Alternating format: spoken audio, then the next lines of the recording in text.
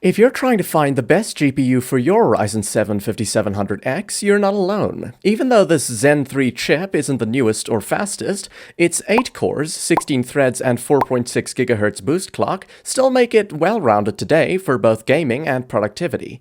The real challenge? Pairing it with a graphics card that can keep up. Finding that perfect graphics card can be tricky, especially with today's mid-range and budget options not standing out like they used to. That's why I've compared dozens of GPUs to pin down the top 3 picks across different price points, each balancing value, performance, thermals, and looks. Thanks to recent price cuts, these cards give the most bang for your buck right now. You'll find full details and pricing in the description below. Let's get started. Number 3. MSI Ventus 2X Black GeForce RTX 4060, best budget GPU for Ryzen 7 5700X.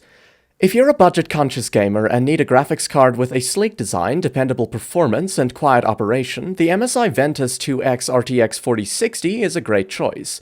Built for mainstream 1080p gaming, this GPU strikes a balance between affordability, reliability, and performance. It's a solid option in the entry-level GPU market and a great pair to the Ryzen 7 5700X for a budget PC. Compared to its predecessor, the RTX 3060 Ventus, the 4060 version offers several upgrades. While the older 3060 didn't feature a black edition, MSI has added an all-black aesthetic to this iteration, paired with a reinforced backplate for better durability and ventilation. The cooling solution also sees an upgrade, with MSI's Torx Fan 4.0 providing improved air pressure and airflow compared to the previous generation. Along with these improvements, the card retains its compact, dual-slot, dual-fan design, making it easy to fit into most mid-tower and smaller PC cases. Compared to the reference model of the 4060, the Ventus 2X Black isn't that different in terms of numbers. It comes with a 2460 MHz boost clock, 8 GB of GDDR6 memory, and a 115-watt TDP. However, unlike the Founders Edition 4060, it uses an 8-pin power connector instead of NVIDIA's newer 12-pin standard. This enables broad compatibility with older power supplies. Performance-wise, the Ventus RTX 4060 2X Black excels in 1080p gaming. Titles like Fortnite, Apex Legends, and Cyberpunk 2077 run smoothly at medium to high settings, consistently achieving 60 to 100 FPS. While the 8GB of VRAM limits its 1440p capabilities in modern AAA games, NVIDIA's DLSS 4 and frame generation technologies help the card punch above its weight, making it a solid choice for gamers sticking to 1080p gaming. Thermal performance is another highlight of this card. During extended gaming sessions, the Ventus 2X Black maintains a maximum temperature of around 78 degrees Celsius, which is reasonable for its compact dual-fan design. Unfortunately, it does have a bit of coil whine. Nothing you can't sort out by wearing headphones, but it's more noticeable compared to higher-end cards. In terms of competition, the new Intel Arc B580 certainly gives the MSI Ventus RTX 4060 a run for its money. Unfortunately, while the Intel GPU has more VRAM than the 4060, it doesn't perform well with budget CPUs at all. The RTX 4060 pairs better and performs better with older or cheaper CPUs like the Ryzen 7 5700X, which is why I recommend it as a great budget option. To sum it up, the MSI Ventus 2X Black 4060 is a great card for 1080p gaming. While the 8GB of VRAM is a limitation for 1440p, it's not aiming to perform at that resolution in the first place. As a purely 1080p focused card, the Ventus is reasonably priced and performs well. To sum up, what I like is the sleek all-black design with a premium feel, the affordable price point for entry-level 1080p gaming, the compact and widely compatible dual-slot design. On the downside, limited VRAM for 1440p, and there's no RGB and it looks tiny in bigger cases. Number 2. Sapphire Pulse Radeon RX 7900 XT. Best premium GPU for Ryzen 7 5700X.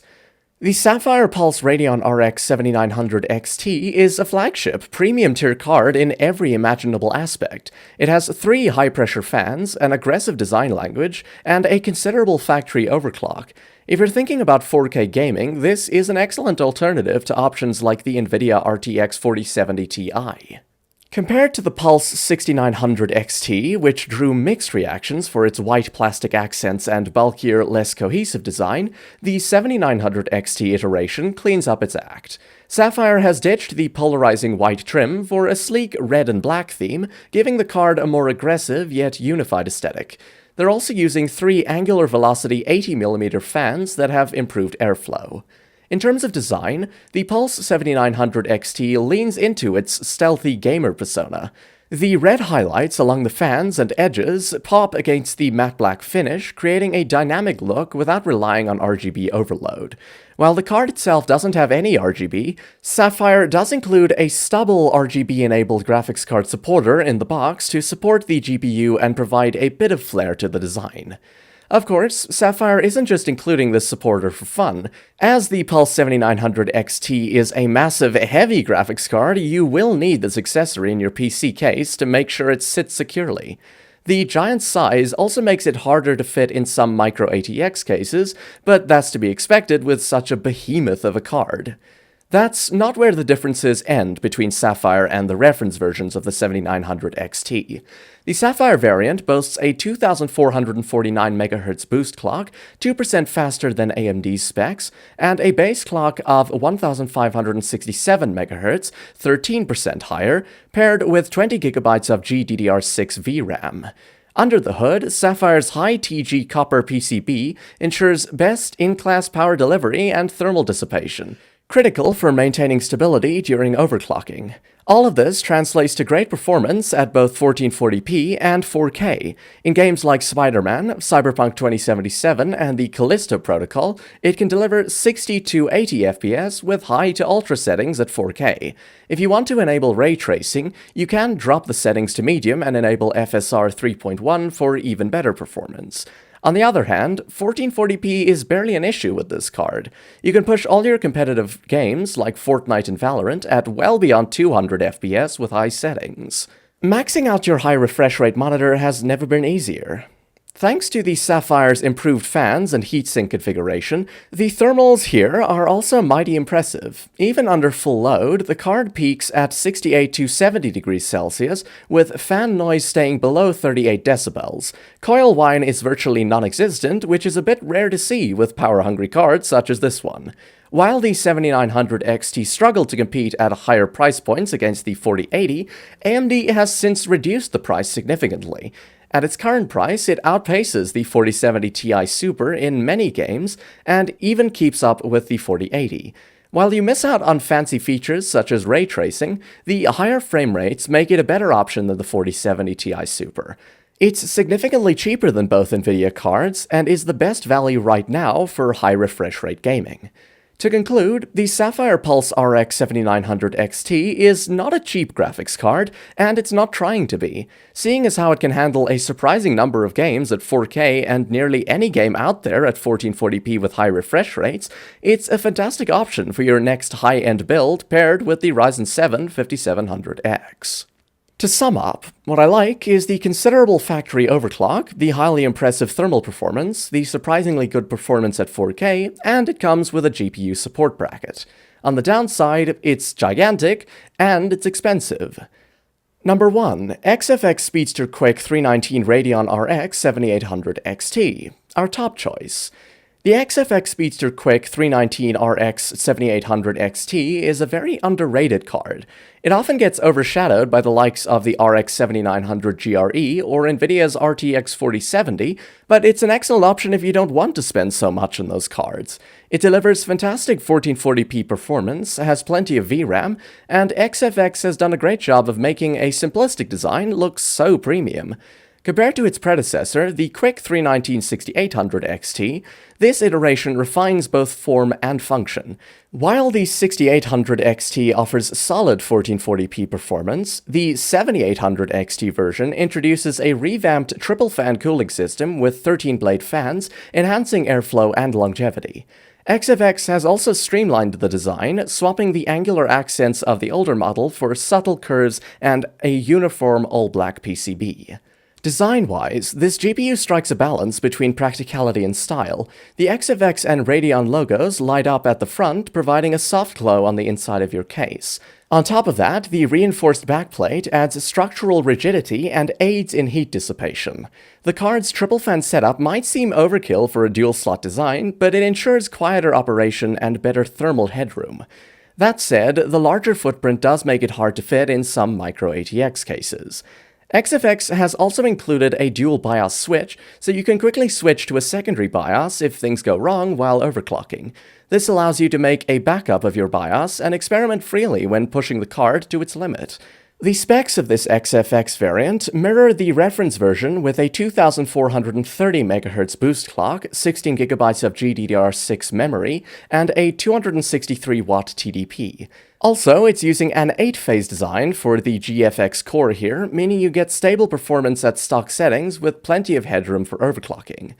Performance is where this card truly shines. The 16GB of VRAM can handle 1440p gaming in titles like Cyberpunk 2077, Delta Force, and Horizon Zero Dawn, delivering 80 to 120 FPS at high to ultra settings. AMD's FSR 3.0 further boosts frame rates in demanding games, narrowing the gap with pricier Nvidia counterparts. While the RX 7800 XT isn't marketed as a 4K card, it manages a respectable 60 FPS in lighter titles thanks to its generous memory buffer. Thermals are also a highlight. Its triple fan array and optimized heatsink keep temperatures under or around 72 degrees Celsius in demanding sessions, and noise levels never get annoying. It's a remarkable improvement over its predecessor, which ran a bit hotter and louder. The closest alternative to this card is the NVIDIA GeForce RTX 4070. While the 4070 has interesting features like DLSS and respectable ray tracing performance, the value is worse than the 7800 XT.